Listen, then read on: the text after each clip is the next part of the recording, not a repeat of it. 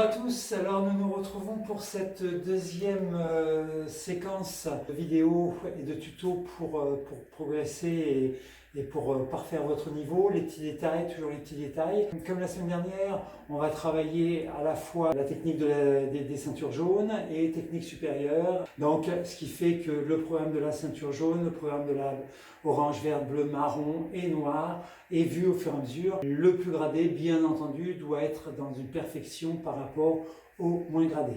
Allez, là. Donc, échauffement de départ. Bon, on ne va pas sautiller, mais vous le faites. Accélération des grandes fonctions, donc soit en sautillant, soit en faisant du vélo, soit en faisant de la corde à sauter, du shadowboxing ou autre. Sur l'échauffement, par contre, aujourd'hui on va travailler au niveau des clés, donc on va travailler un petit peu plus le haut du corps. Donc les mains aux épaules, des canards de cercle, dans les deux sens. Et comme je vous l'ai dit la semaine dernière, vous faites un petit peu plus long, là un coude en appui, un peu plus long à chaque fois que ce que je montre. L'autre côté, n'hésitez pas à mettre sur pause à chaque fois. Par devant, on appuie. L'autre côté. Par derrière. On tire bien. On garde le buste droit. L'autre côté. L'autre côté avec rotation du buste en allant chercher vraiment au maximum, très très loin. Très très loin. Et en inverse. Rotation du buste, allez chercher loin, très loin. On relâche. En l'air, on tire au maximum, très très loin.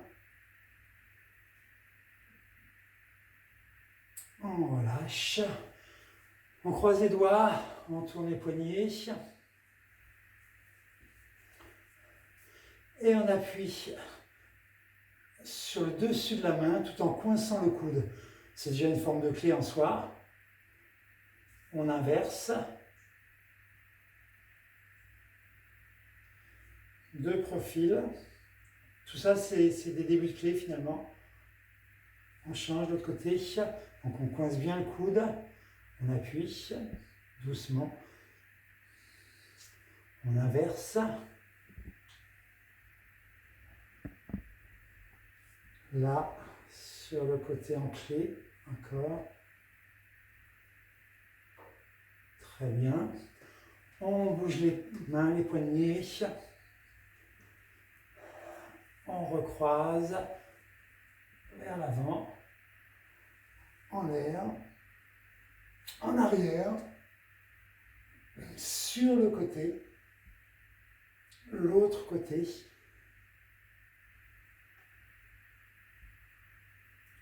On relâche, on prend un pouce et on appuie le pouce vers l'avant-bras.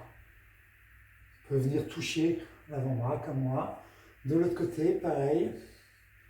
Hop, on appuie. On relâche.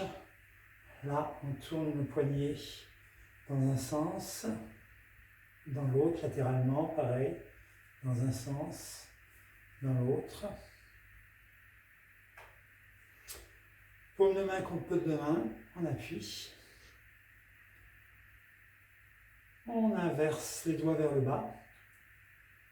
On descend le buste. On tend les bras. On relâche. Bien entendu, tout ce qu'on a vu l'échauffement de la semaine dernière, vous pouvez le travailler, le continuer. Travail des membres inférieurs, là on ne le fait pas tout de suite pour ne pas perdre de temps, mais c'est important à chaque fois de travailler votre assouplissement, même si on n'a pas un cours sur les jambes. On va travailler sur les sorties de saisie. Donc saisie diplomatique de poignet, et une saisie du poignet. Donc, voilà.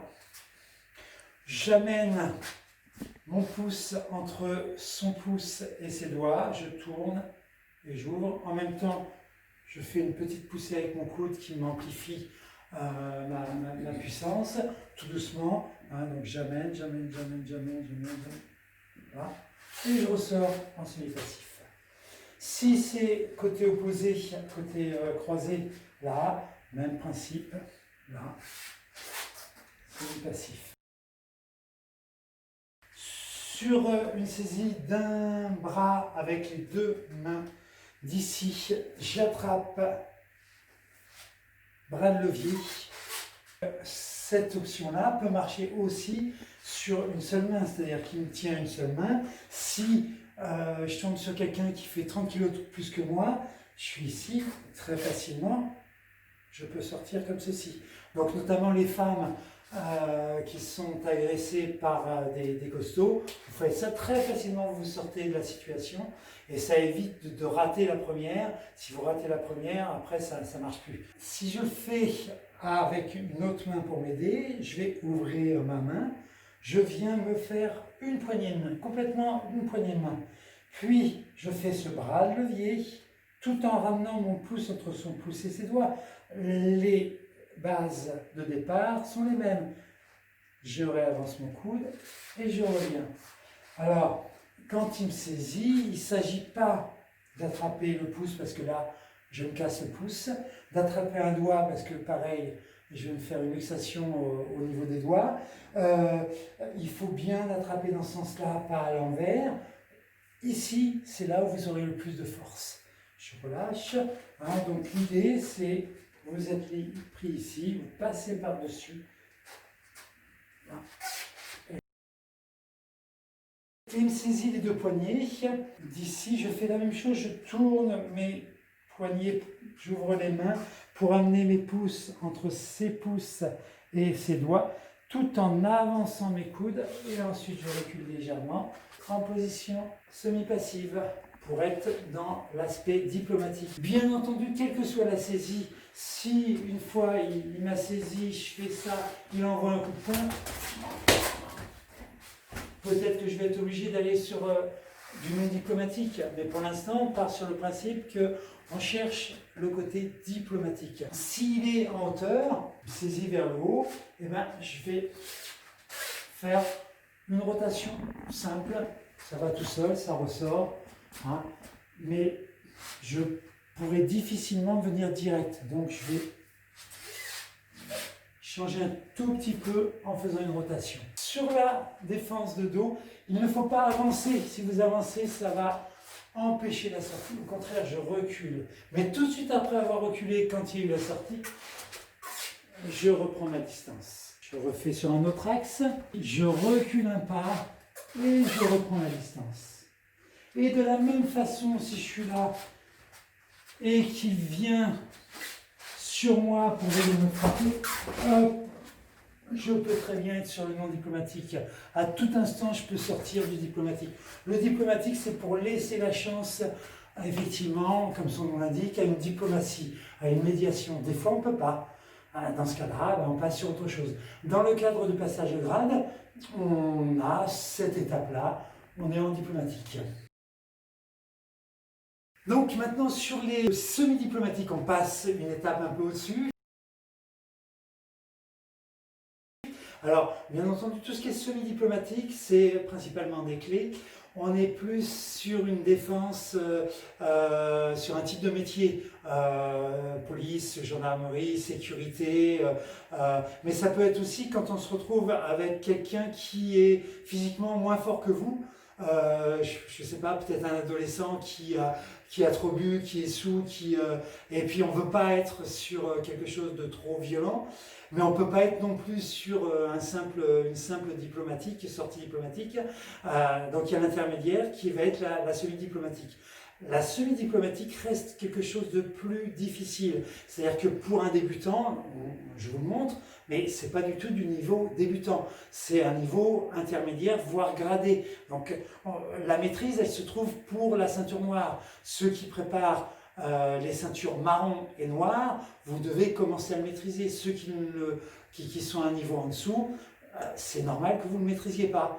Hein, à vous de travailler en fonction de votre niveau. N'empêche que sur vos demandes, on a eu beaucoup de demandes par rapport aux clés, mais je redis, tout ce qui est clé, c'est très difficile. Ça demande des milliers de répétitions avant de vraiment les maîtriser. Donc c'est des années de répétitions.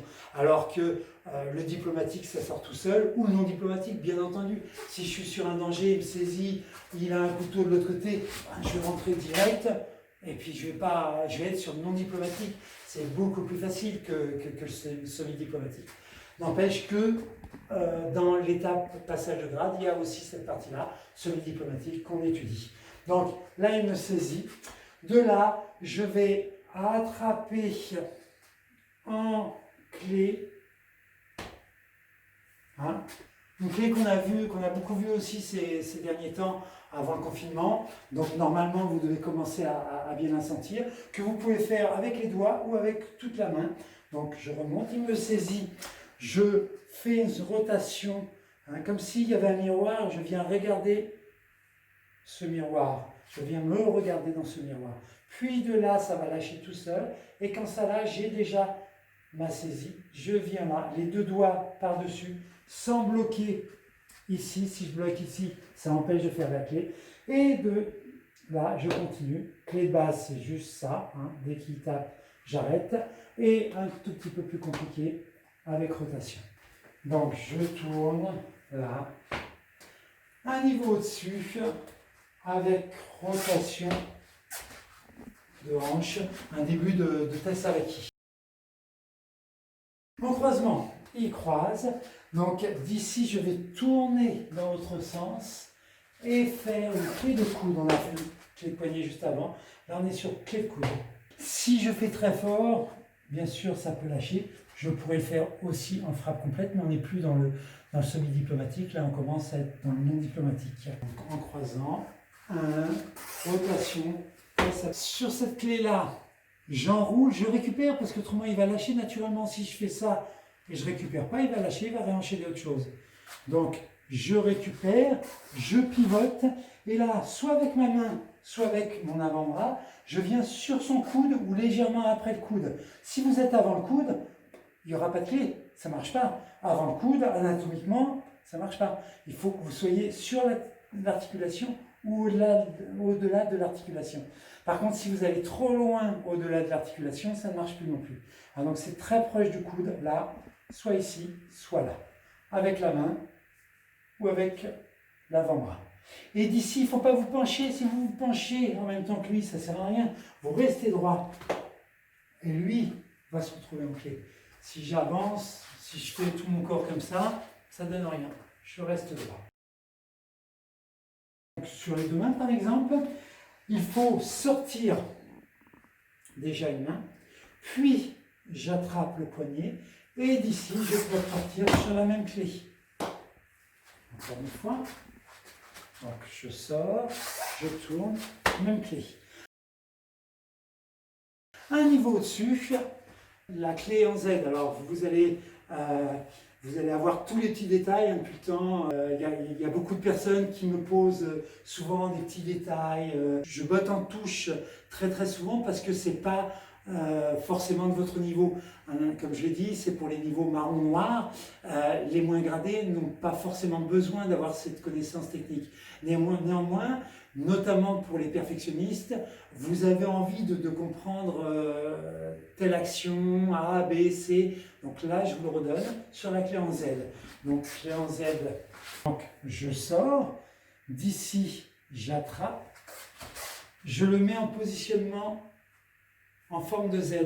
Je tourne bien le poignet et d'ici, j'ai plus qu'à appuyer. Alors souvent, je montre avec un doigt, mais bien entendu, la technique, c'est pas un doigt, c'est la main entière. Et avec la main entière, ça marche tout de suite, c'est très efficace. C'est très efficace, mais difficile techniquement. Une fois qu'il est dans cette position, de toute façon, il ne pourra que lâcher. Mais si vous ratez votre position, si vous faites ça, ça ne marche pas.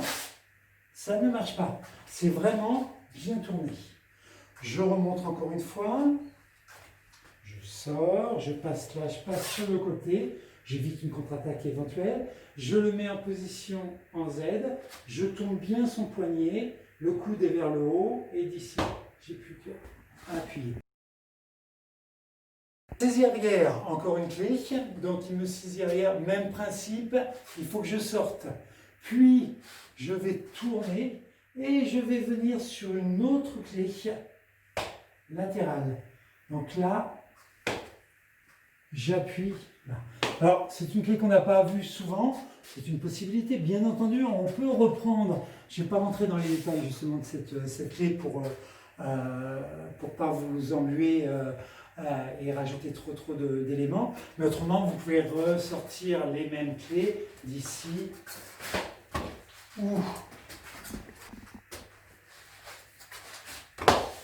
Donc, tout est possible. Donc, restez plutôt sur celle qu'on a déjà vue, celle que je vous ai montrée un petit peu avant est trop complexe et je ne voulais pas suffisamment montrer jusqu'à présent. On la verra plus tard en vis-à-vis et en cours ou en stage. La semaine dernière, on a vu l'attaque pique à glace de haut en bas. Aujourd'hui, on va voir l'attaque type orientale, de bas en haut.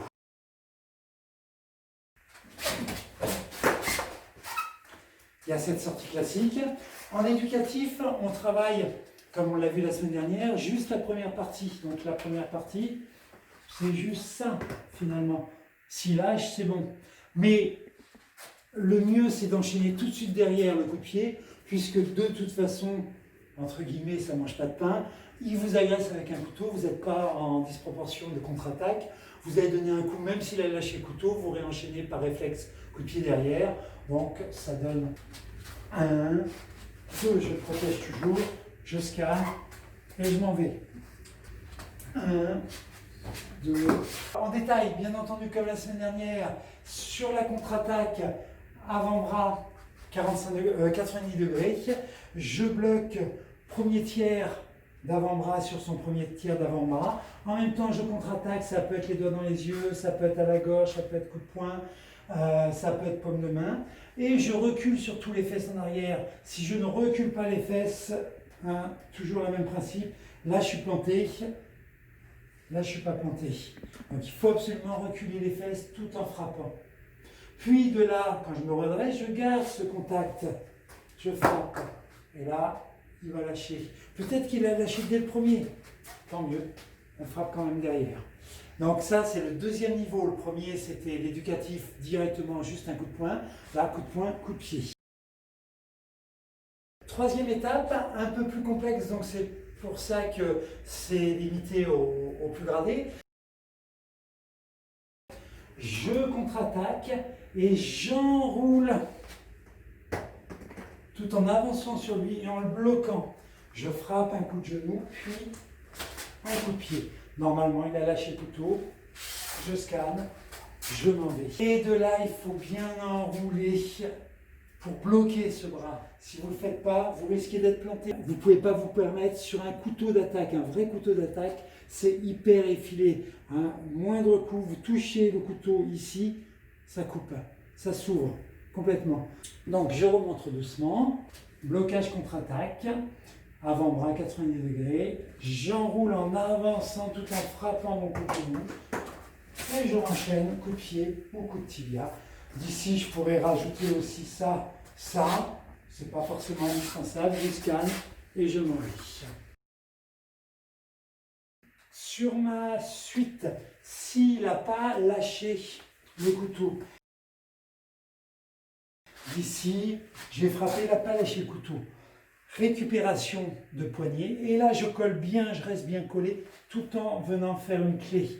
Ça le fait ouvrir. Plus simple encore, c'est de frapper en cassant. Quelqu'un qui est drogué, quelqu'un qui est complètement sous, quelqu'un qui est psychotique ou autre. Et dans ce cas-là, il faut aller au-delà. Donc il ne faut pas hésiter à faire une fracture, à casser. Je frappe tout en reculant mes fesses. J'enroule, il n'a pas lâché. Il n'a pas lâché. Là, je casse, mais il n'a que entrouvert la main.